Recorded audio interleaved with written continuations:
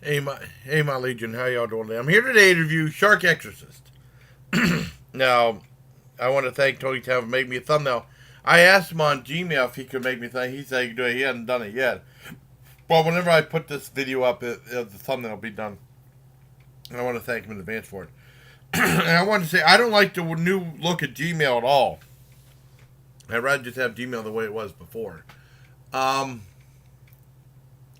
Shark Exorcist. Because, I was talking to John Sam. I'll be doing a lot of shark movie reviews. Because I got behind on the shark movie reviews. Because there was some other ones I was going to do. And I could never find Shark Exorcist. I knew of Shark Exorcist, knew it before. And John said you should do Shark Exorcist. And he said that was the one that made Corey and Forrest from Slaughterfield mad. Because they said how horrible it was. And I said, well, if I can find it, I found it free on Tubi TV, so I watched it on Tubi TV last night, Saturday night. It's only an hour and 10 minutes, and so I wanted to dedicate John and also Forrest and Corey from Slaughter TV, and yeah, it's bad. And it was directed by Donald Farmer. It has a 1.5 on IMDb. But let me tell you about it first. It's watchable, though. It starts off with this nerd. It starts off all right. They have, it starts off with a nun that killed a couple of kids and stuff like that. And then she had like a knife, and then someone went up behind her and she killed her. And she said, I need an Avenger. And she was right in front of the lake. And they said that there were no sets used in the film. Everything's shot on location, which is, I understand. It looked like they filmed on Lake Edinburgh.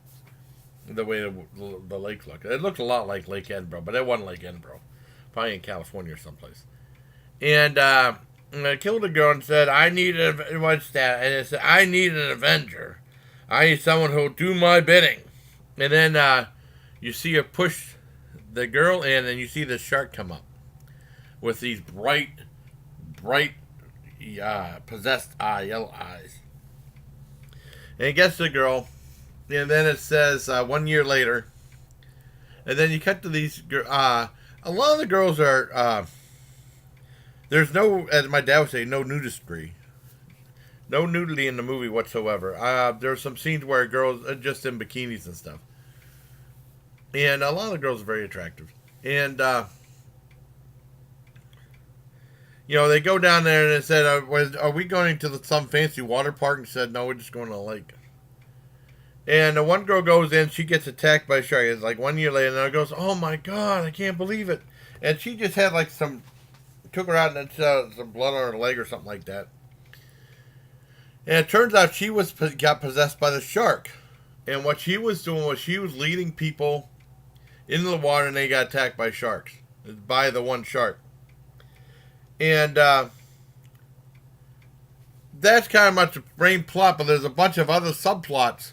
Because they did a Ray Dan Steckler where they did filler. Other subplots that don't make any sense. There's a part where there's three ladies that said, we're going to summon up this one, come back, sister, come back to us, and stuff like that. And the one girl gets possessed. And then there's a girl in a white running through a graveyard that has, like makeup and the blood coming down from her eyes. Going, ah! And that was the one scene. That was it. That's the last you hear of it. There's another scene. They had this one girl, this redhead, saying, hey, I'm here from the show Ghost Whackers. And we're going to discover this ghost story, this thing of demon possession. And this guy was filming, and then the wind, in real life, the wind was screwing up the audio. Because I had that problem when I do videos. But, I'm not a professional filmmaker. And this was released from a real company, Wild Eye Releasing. And IMDb said this had a estimated budget $300,000. I don't know how. Maybe 50,000 or something. Not no 300,000.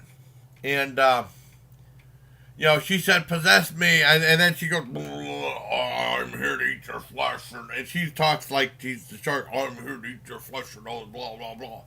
And it's really stupid, but she was cute though. And then they show her again. This one girl come up, "Hey, I'm here from the show Ghost Fakers," and I'm here to expose this charlatan for what she is. And they had a couple scenes with them going back and forth, and she asked to be possessed again. She got possessed, and then I guess she was at something. The girl from Ghostface was going to expose her, and then the girl, they got her and she threw up on her. The possessed girl threw up on her. Pea soup, I assume. Like I said, some people think this film's all it's watchable to watch once, but I mean it's out there. But I mean, a lot of the scenes like that don't make sense. And then there was a girl that was giggling on a playground, and she had these sharks like, ooh, that was funny, you know. And she was on playing around that. I mean, she was probably about 30 years old. She was grown up, you know, 30 years old. And she met that one girl that was possessed. And the other girl said, "You like sharks? What do you like about sharks?" I said, "Everything." And then she said, "Let me show you something." Then they went to her pool. I thought they were going to have the shark attack her in the pool like they did something like Jaws of Death, Richard Joe, which is much better than this. And she said, the one girl, the blonde girl possessed, said, "I like to get wet." And then she started to take off her. I thought they were going to have nudistry, but there's no nudistry. It's nudity, my dad said nudistry. And she was just in a bikini. She jumped in. The other girl said, "All right, I'll jump in." She jumped in too. Like they're both 30 probably. And then the one girl, the possessed girl, started giving her a massage, and all of a sudden she woke up. It was a dream. That didn't make any sense.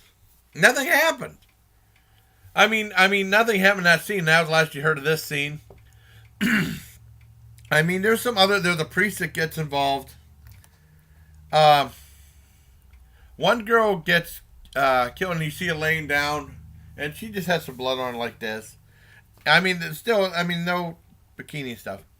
And this is probably the funniest part of the movie. This guy that was jogging came down and saw the girl that was dead and started throwing up. And he says, "She's still hot. I would still totally do her." That was funny. I wish they had more stuff like that in there. But they really tried to take itself real seriously. And there was some initiation into college. They said you have to swim all the way out there and stay 10. Well, they only got up to like their halfway between their ankle and their leg. These two girls said you have to stay in there for 10 minutes. All of a sudden you see the shark. All of a sudden you see a flash of like orange and red, and all of a sudden they got the girl on the bay. They really screwed that up. Then that scene was done, but I mean that you knew how that ended, but nothing else became of that scene. Something happens. There was some little cool footage in this one casino where they had like a shark thing. I thought that was neat, and they had stuff on this carnival. Well, it looked like Springfield Fireman's Carnival, something like that. That's no longer around, or something like that. Or, I say Halloween Fair, but I mean it looked on a lot smaller level. And after the movie supposedly ends, there's a scene with this girl walking down, because they had lots of weird filler in this. I mean, because Ray Dennis Steckler was Blood Shack. The original Blood Shack, the one I saw, was 55 minutes long, and that's the one to see. And this is back when you could make a movie like this and have it played in theater. This was done in 1972. Not Shark Exorcist, but Blood Shack, with a budget of like $500. And Joe Bob Briggs said you could have a movie like that at the time. You have a movie, have it released to theaters, at least drive-ins and stuff. So he probably made a ton of money on those. And the original cut was 55 minutes long, and then filmmaker said you have to make at least an hour and 10 minutes or so. And then he said no problem. He just had more rodeo footage. There was some in this in 55 minutes, but he had a ton of it in there, so I'm sure it was boring as hell. But Blood Shack, the original Blood Shack, 55 minutes is really funny. I actually enjoyed that movie. This one, not so much. Well, anyways, after the supposed end, well, there's a little bit more in the movie. No spoilers. There's a scene with this girl. I mean, because these aren't spoilers. These scenes go nowhere. There's a scene where this girl walks down. This guy looks at her like a follower, and then she lays down. He takes a picture of her on a cell phone. And you see a photo thing of the cell phone, and then him just looking through the photos for like 5 minutes. Now all of a sudden he leaves, And then all of a sudden you see the nun again. She screams.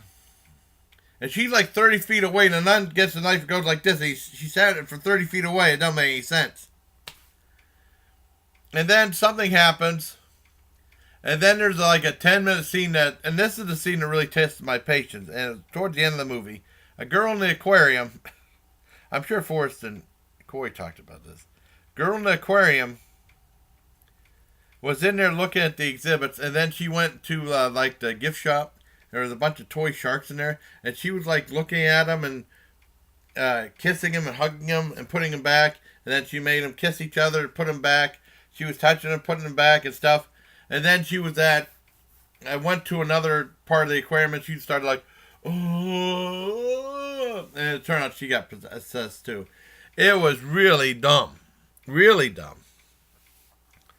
But it was watchable enough to at least watch it once. I mean, some people said it was torture watching. I've actually seen worse. I've seen worse. But Shark Exorcist is not a very good movie. Directed by Donald Farmer. I thought I reviewed, he did some on Invasion of the Scream Queens documentary. I believe I saw that on Tubi TV, if I'm not mistaken. And that was that was actually really well done. But it's completely different than this movie. This was awful. I don't know how they spent $300,000 on it. I know you had to pay cast and crew, but it isn't very good. I give Shark Exorcist a 3 out of 10. Just because it was so goofy, but it's not a good movie. Believe me. So I hope you like this video, everybody. Until next time, everyone, please take care of my legion. And game.